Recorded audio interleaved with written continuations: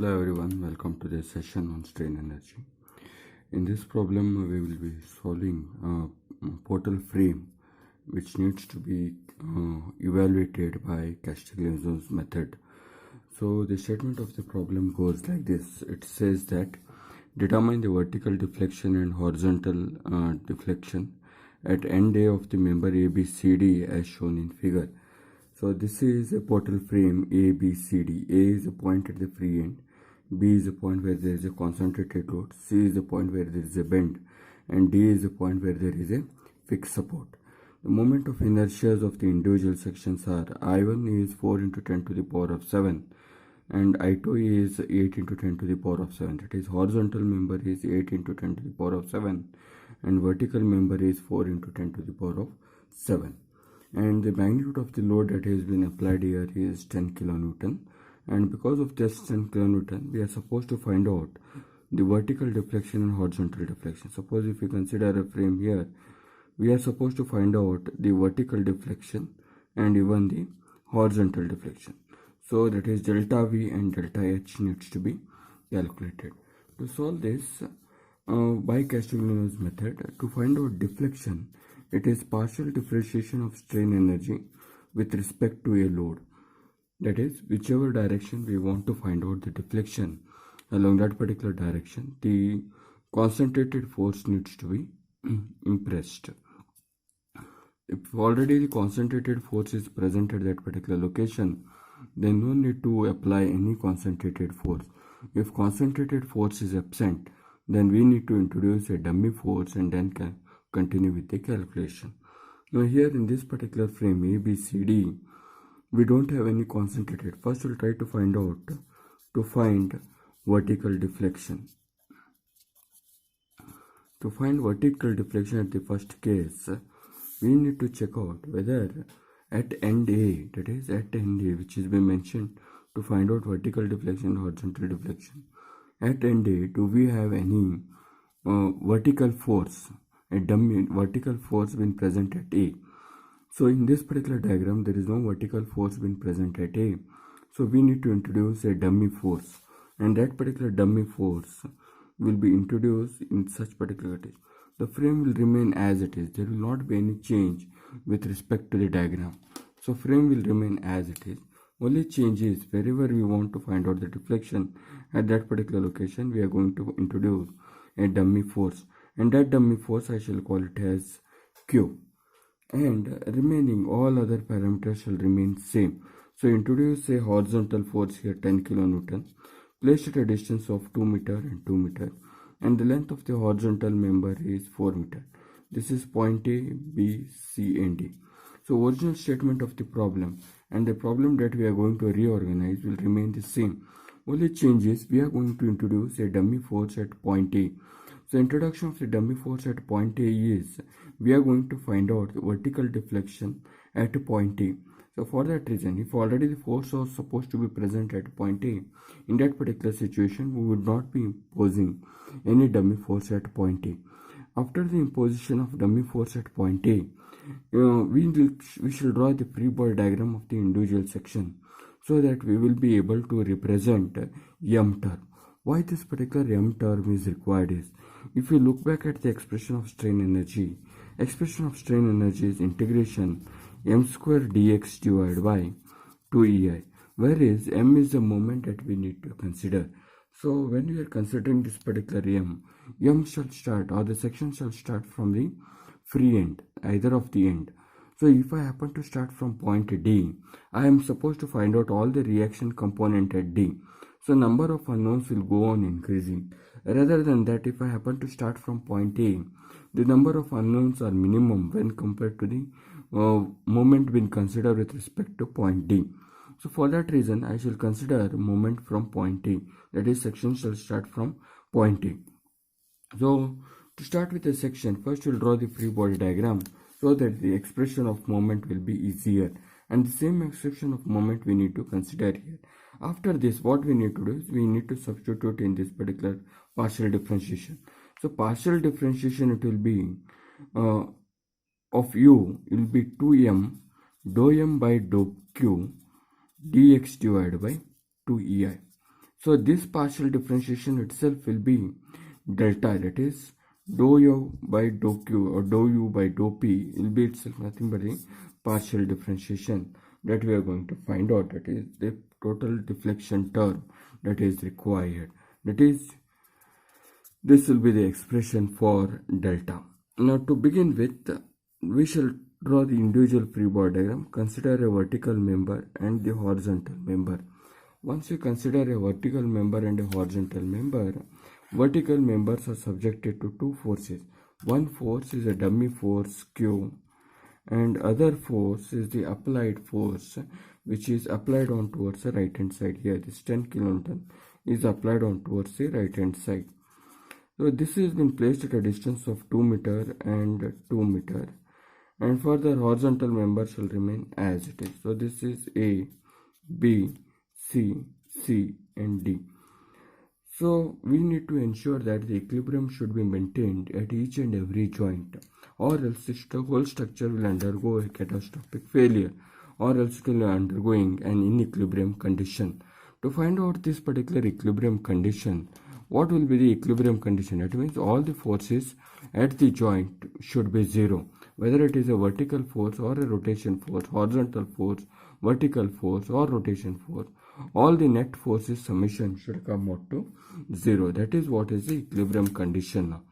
Now to begin with, if I happen to consider the equilibrium condition for the member AC, vertical force Q is being applied in the downward direction. So resistance force will be in the upward direction, which is nothing but Q. Then to this resistance force, you have one more force that you need to transfer, because net force in the member C has to be zero. To have the net force in the member C has to be zero. AC, the force is upward here. At C, the force is upward at this particular location. C force has to be in the downward direction. If this magnitude of the force is Q, so both the magnitude of the force here shall be in the form of Q. Then further, we'll have the rotation force that needs to be considered. If I happen to start from A to B, there is no force. There is no force which causes any rotation. So to cause a rotation, I need to have a horizontal force. Within the range of A to B, there is no horizontal force. So section shall start from A.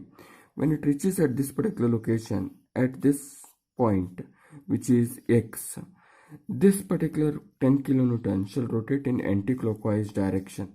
When it rotates in anti-clockwise direction, resistance force has to be in the clockwise direction. And that resistance force magnitude is distance between C and B. Distance between C and B is 2 meter, and magnitude of rotation caused at C will be 10 into 2, which shall be 20 kilonewton meter. So that is what is the rotation that we are going to observe at C. The same rotation that we need to transfer at C now. As it has been applied in the clockwise direction, the resistance force here shall be in the anti-clockwise direction, because net moment has to be zero. So few minutes before I had mentioned net vertical force at the each and every joint has to be zero. So this has to be plus Q, this will be minus Q. Likewise, net horizontal force has to be zero. So to have the net horizontal force, this will be towards the right hand side, plus 20. Resistance force will be here towards the left hand side as minus 10, and this will be again plus 10. So minus 10 plus 10. This clockwise rotation. Why clockwise rotation? Because 10 kilonewton will rotate in the anti-clockwise rotation here, and rotation, to cause it zero, it will be applied in the clockwise rotation, and again a resistance force will be in the anti-clockwise direction. So these are nothing but the directional forces that we need to consider while calculation. Now to begin with the calculation, first we will express the term as U is equal to integration. First term, section will start from A and it will proceed towards B. When section starts from A and proceed towards B, so total limits will be 0 to 2 for the first A to B. When I write 0 to 2, m square dx divided by 2ei. Then next limit is 2 to 4. So and the limits that will be again m square dx divided by 2ei. Then the last will be the horizontal member, which will be from 0 to 4, and which will be 0 to 4. And again it will be an expression for m square dx divided by 2ei. Now when we write this expression, this is an expression from the section a to b, that is what is the limits of 0 to b. This is the expression from b to c, that is the limit from 2 to 4. And this is the expression from 0 to 4, and that is why this is the limits from c to d. This is for the member c to d. Now here when we write m, so for the first term here for AB, there is no force that causes any rotation. So obviously first term shall come out as 0. Now when you proceed to the next term 2 to 4, I need to substitute the value of m, and E value shall be considered as EI, that is I value shall be considered as EI. So I shall rewrite here as EI2, and m term I need to substitute here. EI1, m term I need to substitute now.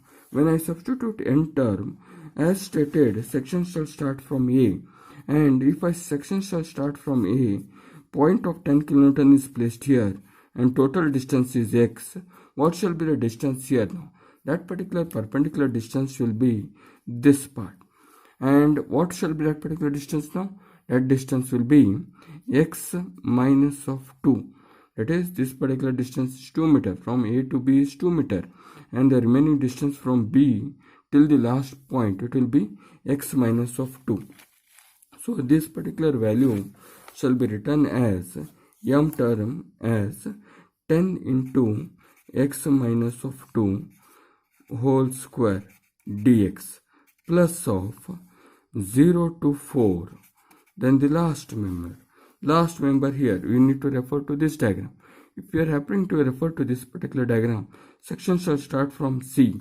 When section starts from C, limit is 0. When section terminates at D, limit will be 4 meter. And Q shall rotate in the anti-clockwise direction. Minus of Q into X, minus of 20. Minus of 20 reason, this is in the anti-clockwise direction. 10 shall not be considered because 10 will not rotate. QV shall rotate in anti-clockwise direction, so minus of QX. 20 shall also rotate in the anti-clockwise direction, so minus of 20. dx divided by 2e. Now I expression shall be expressed as I2. So once we complete this particular task, we need to find out the value of this particular m term now. So the whole expression of m shall be considered for the partial differentiation now. When we consider partial differentiation term, we need to consider partial differentiation with respect to the point where dummy force or the force that needs to be partial differentiation is considered. Now dummy force is imposed at Q. Now in the first expression, Q is not present, so there is no question of partially differentiating this particular term. Now next expression, Q is been present here, so we need to partially differentiate that particular Q term. That is, when we express or partially differentiate it, in reality it does not exist, and further we need to equate it at that particular term as 0. So when I express this particular term, partial differentiation of this term, partial differentiation of Q shall come as x.